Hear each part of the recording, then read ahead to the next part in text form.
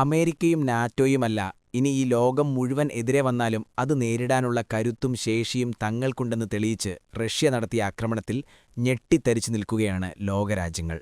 യുക്രൈനെതിരെ ലോകത്തൊരു രാജ്യത്തിനും തടുക്കാൻ പറ്റാത്ത ഹൈപ്പർസോണിക് മിസൈലായ ഒറേഷ്നിക് പ്രയോഗിച്ചാണ് റഷ്യ കടുപ്പിച്ചിരിക്കുന്നത്. നിരവധി വാർഹെഡുകളോ ആണവ പേലോഡുകളെ വഹിക്കാൻ ശേഷിയുള്ളതാണ് റഷ്യയുടെ ഈ ഒറേഷ്നിക് മിസൈൽ. ശബ്ദത്തേക്കാൾ 10 ഇരട്ടി വേഗതയിലുള്ള മിസൈൽ കൂടിയാണിത്. റഷ്യൻ പ്രസിഡന്റ് വ്ളാഡിമിർ പുടിന്റെ വസതി ലക്ഷ്യമാക്കി യുക്രൈൻ നടത്താൻ ശ്രമിച്ച ഡ്രോൺ ആക്രമണത്തിനുള്ള തിരിച്ചടിയായാണ് ഈ ആക്രമണത്തെ റഷ്യ വിശേഷിപ്പിക്കുന്നതെങ്കിലും യഥാർത്ഥത്തിൽ ഇത് അമേരിക്കയ്ക്കും മറ്റ് നാറ്റോ സഖ്യകക്ഷികൾക്കും യൂറോപ്പിനുമുള്ള മുന്നറിയിപ്പാണ്.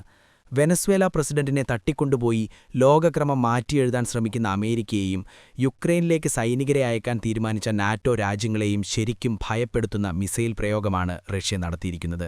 ഇതേസമയം തന്നെയാണ് അറ്റ്ലാന്റിക് സമുദ്രത്തിൽ വെച്ച് അമേരിക്കൻ സൈന്യം പിടിച്ചെടുത്ത റഷ്യൻ പതാകയുള്ള എണ്ണ ടാങ്കറിലെ റഷ്യൻ പൗരന്മാരെയും അമേരിക്ക മോചിപ്പിച്ചിരിക്കുന്നത്.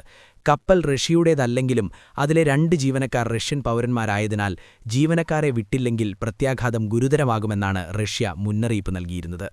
ഒരു വെടിക്ക് 2 പക്ഷിയെന്ന് പറയുന്നതുപോലെ യുക്രൈനിലേക്ക് ഒറേഷ്നിക് വിട്ടതോടെ അമേരിക്കയും ഭയന്നു എന്ന് തന്നെ വേണം കരുതാൻ. അതുകൊണ്ടാണ് മഡൂറോയെ തട്ടിക്കൊണ്ടുപോയി ലോക പോലീസ് കളിച്ച അമേരിക്കയ്ക്ക് റഷ്യൻ അന്ത്യശാസനത്തിന് മുന്നിൽ ഇപ്പോൾ വഴങ്ങേണ്ടി വന്നിരിക്കുന്നത്. ലോകത്തെ ഏറ്റവും വലിയ സാമ്പത്തിക ശക്തിയാണ് അമേരിക്കയെങ്കിൽ ലോകത്തിലെ ഏറ്റവും വലിയ രാജ്യവും ഏറ്റവും കൂടുതൽ ആണവായുധമുള്ള രാജ്യവും റഷ്യ തന്നെയാണ്. അവരുടെ ആവണാഴിയിൽ ഇനിയും ലോകം കാണാത്ത അനവധി ആയുധങ്ങളുണ്ട്. അതിലൊന്നു മാത്രമാണ് ഒറേഷ്നിക്.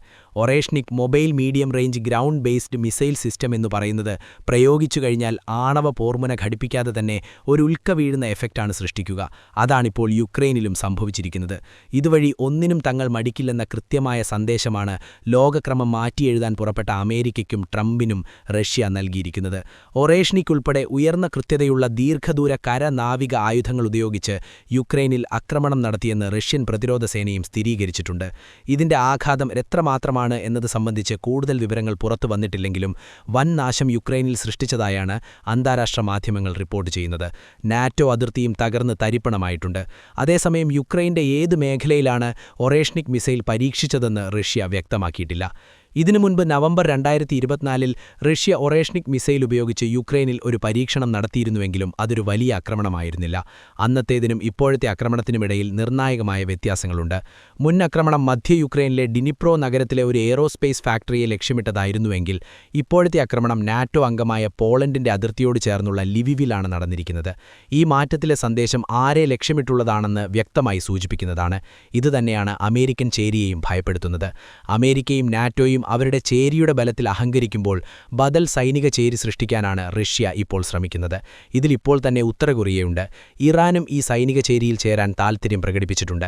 ട്രംപിന്റെ ഭീഷണി അതിരുവിട്ട സാഹചര്യത്തിൽ ചൈനയും ഇന്ത്യയും ഈ ചേരിയിൽ കണ്ണികളാവുമെന്നാണ് നയതന്ത്ര വിദഗ്ധർ ഉൾപ്പെടെ പ്രതീക്ഷിക്കുന്നത്. ഇപ്പോൾ തന്നെ ഈ രാജ്യങ്ങളെല്ലാം ഉൾപ്പെട്ട ബ്രിക്സ് കൂട്ടായ്മ അതിശക്തമായ സാമ്പത്തിക ശക്തിയാണ്. അതൊരു സൈനിക ചേരിയായി മാറണമെന്നാണ് റഷ്യ ആഗ്രഹിക്കുന്നത്. ഇതിന് മറ്റംഗരാജ്യങ്ങൾക്ക് ആത്മവിശ്വാസം പകരുന്ന നടപടിയായും റഷ്യയുടെ പുതിയ ആക്രമണം വിലയിരുത്തപ്പെടുന്നുണ്ട്. ഒറേഷ്നിക്കിന്റെ മാരകത. റഷ്യൻ ഭാഷയിൽ ഹാസൽനട്ട് എന്നർത്ഥം വരുന്ന ഒറേഷ്നിക് ഒരു ഇന്റർമീഡിയറ്റ് റേഞ്ച് ബാലിസ്റ്റിക് മിസൈലാണ്. റഷ്യൻ പ്രസിഡന്റ് വ്ളാഡിമിർ പുടിന്റെ അഭിപ്രായത്തിൽ ഇതിന് ശബ്ദത്തിന്റെ വേഗതയുടെ മാക് 10 10 ഇരട്ടി വേഗത കൈവരിക്കാൻ സാധിക്കുമെന്നാണ്. മാത്രമല്ല ആയുധത്തെ പ്രതിരോധിക്കാൻ ഒരു മാർഗവുമില്ല. വസ്തുതയിൽ പുടിൻ നേരത്തെ പറഞ്ഞിരുന്നു ആധുനിക വ്യോമ പ്രതിരോധ സംവിധാനങ്ങളും യൂറോപ്പിലെ അമേരിക്കൻ സംവിധാനങ്ങളും ഇത്തരം മിസൈലുകളെ തടയ്ക്കാൻ കഴിയില്ലെന്ന്. അത് അസാധ്യമാണ്. Pentagon deputy press secretary Sabrina Singh പറയുന്നത് ഒറേഷ്നിക് റഷ്യയുടെ RS-26 ബാലിസ്റ്റിക് മിസൈലിന്റെ ഒരു വകഭേദമാണ്. RS-26 ഒരു 40 ടൺ ഭാരമുള്ള ഖര ഇന്ധന മിസൈലാണ്. ഫോബ്സ് വിശദീകരിക്കുന്നു. അത് തൊട്ടുവിടുന്ന കോണിനെ അനുസരിച്ച് RS-26നെ 4300 മൈലിൽ കൂടുതൽ സഞ്ചരിക്കാൻ സാധിക്കും. അങ്ങനെ ചെയ്താൽ അതൊരു ICBM ആയിരിക്കും. എന്നാൽ 3400 മൈലിൽ കുറവുള്ള ദൂരമുള്ള ഒരു IRBM ആണ് കൂടുതൽ സുഖകരം. റഷ്യയുടെ അതിർത്തിക്കടുത്തുള്ള കിഴക്കൻ ബെലാറസിൽ റഷ്യ തങ്ങളുടെ പുതിയ ആണവ കേപ്പബിലിറ്റിയുള്ള ഒറേഷ്നിക് മിസൈൽ സ്ഥാപിച്ചിരിക്കുമെന്ന് അമേരിക്കൻ ഗവേഷകർ വിശ്വസിക്കുന്ന ഒരു സാറ്റലൈറ്റ് ചിത്രം കാണിക്കുന്നു. Planet labs Reuters. RS-26 തന്നെ RS-24 യാർസ് ICBMന്റെ ഒരു ചെറിയ ഡെറിവേറ്റീവാണെന്ന് റിപ്പോർട്ട് ചെയ്യപ്പെടുന്നു. റുബേഷിന് ഒന്നിലധികം സ്വതന്ത്രമായി ടാർജറ്റ് ചെയ്യാവുന്ന റീ-എൻട്രി വെഹിക്കിൾ കോൺഫിഗറേഷൻ ഉണ്ടെന്നും മനസ്സിലാക്കുന്നു. പ്രതിരോധ വിദഗ്ധരുടെ അഭിപ്രായത്തിൽ ഒറേഷ്നിക്കിന്റെ പുതിയ സവിശേഷത വ്യത്യസ്ത ലക്ഷ്യങ്ങളെ ഒരേ സമയം ആക്രമിക്കാൻ കഴിവുള്ള ഒന്നിലധികം വാർഹെഡുകൾ വഹിക്കാൻ ഇതിന് സാധിക്കുമെന്നതാണ്. ഇത് സാധാരണയായി ദീർഘദൂര ഭൂഖണ്ഡാന്തര ബാലിസ്റ്റിക് മിസൈലുകളുമായി ICBMകളുമായി ബന്ധപ്പെട്ടിരിക്കുന്നു.